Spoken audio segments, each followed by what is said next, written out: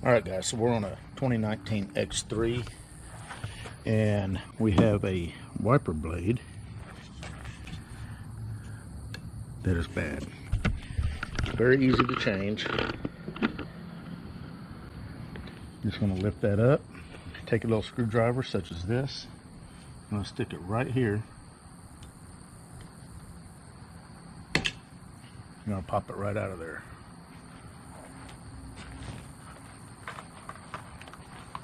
Now the blade I'm putting on this is a BOSCH A281H.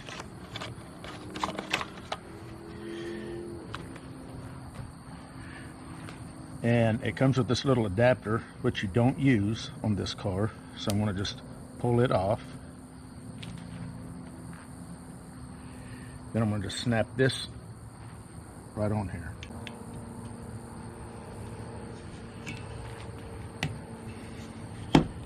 And there it is.